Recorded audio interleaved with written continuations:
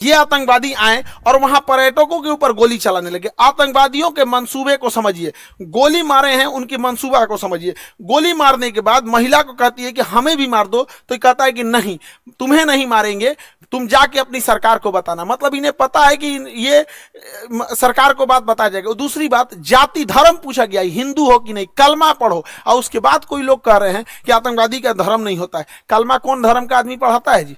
हाँ, इतनों में आंख नहीं खुल रहा है यहाँ पे। एकदम शर्म लिहाज घोल के पी गए हैं, किसी के सामने निहत्थे को मार दिए हैं।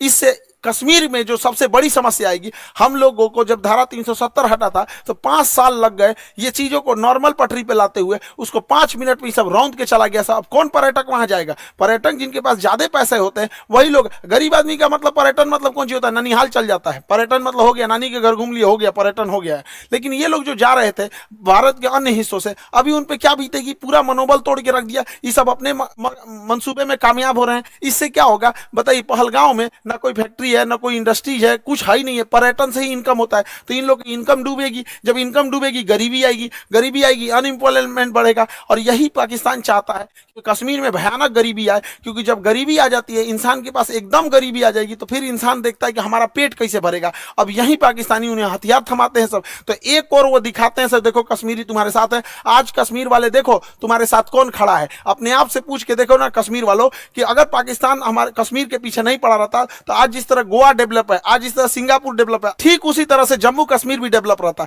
तो जम्मू कश्मीर के लोगों तुम्हारे लिए सबसे ज्यादा खतरनाक है तो ये पाकिस्तानी है। और बिना लोकल के सपोर्ट के, बिना लोकल के चढ़ावे पे इतना बड़ा तो कोई हमला नहीं कर सकता है। तो खुफिया एजेंसी को भी इन लोकलों को भी खोजना पड़ेगा, वहां पे कौन कौन साथ दिया, क्योंकि वहीं कोई ना कोई होगा जो इतने बड़े घटना को, साजिश को, उन आतंकवादियों को ये रास्ता दिखाया होगा। वहां के लोकल लोगों की तो नौकरी चली गई, सब कुछ गया। अरे तुम्हारी नौकरी गई, इधर लोगों की जान चल गई। नौकरी बड़ा होता है कि जान बड़ा होता है जी? किसी भी इंसान का, परिवार का कोई सदस्य चला गया, लेकिन ओवरऑल एक देश की क्षति हो रही है। ये पूरी दुनिया इस पे क्या करेगी? दुनिया को क्या करना है वो तो देखेगी कि भारत एक अनस्टेबल है। कश्मीर के मुद्दा को दोबारा वो पाकिस्तान ऊपर की ओर बढ़ा रहा है। अभी भारत सरकार को इस पे सख्त एक्शन लेना चाहिए। पाकिस्तानी जो भारत में इलाज कराने आ रहे हैं सबका वीजा रद्द कर देना चाहिए। भारत सरकार ने सार्क का वीजा रद्द किया है, जो बिजनेस के लिए आते हैं। कोई भी पाकिस्तानी को चाहे हार्ट ट्रांसप्लांट हो, चाहे किडनी ट्रांसप्लांट हो, इंडिया में आने ही नहीं देना चाहिए, क्योंकि इंडिया में इलाज बहुत सस्ता होता है। आते हैं चेन्नई, आते हैं मुंबई, दिल्ली, इलाज करा के चले जाते हैं। बाहर में जाओ, सोच रहे तो नहीं, मरो वहीं पे जहां जाना है तुमको। एकदम कोई वीजा उजा, कोई इंसानियत मरौत नहीं करना चाहिए। यहाँ पे